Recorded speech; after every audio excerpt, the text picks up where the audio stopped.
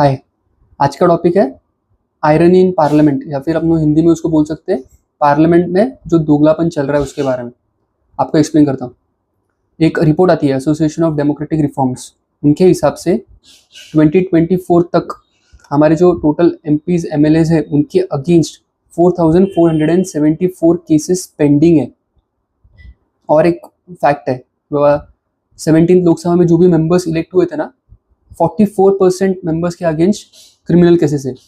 मतलब आप सोचो, जिनके ऊपर रिस्पॉन्सिबिलिटी है लॉ बनाने की, जिनको ऐसे लॉ बनाने की चोरी नहीं करनी, खून नहीं करना, मर्डर नहीं करना, किडनैपिंग नहीं करनी, उनके खुद के अगेंस्ट केसेस चालू है कोर्ट में केसेस पेंडिंग है।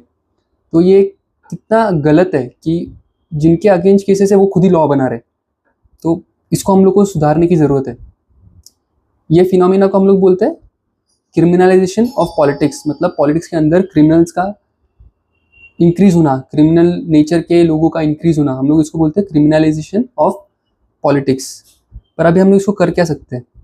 हम लोग नॉर्मल आंसर होगा कि लॉ बना सकते हैं कि पापा उनको बैन कर दो, जिनके अगेंस्ट केसेस है उनको इलेक्शन लड़ने ही मत दो।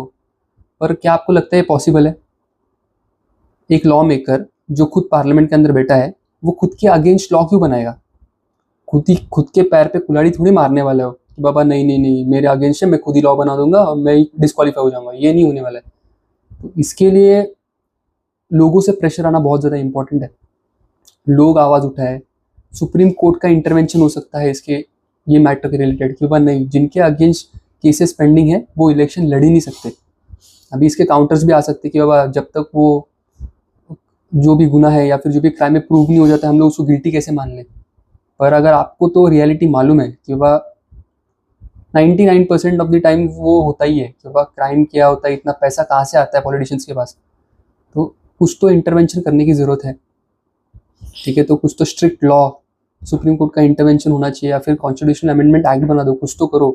पर ये चीज़ रुकनी चाहिए, वरना हम लोग का जो पार्लियामेंट रिफॉर्म का जो स्टेज चल रहा है वो कभी कंप्लीट ही नहीं होगा।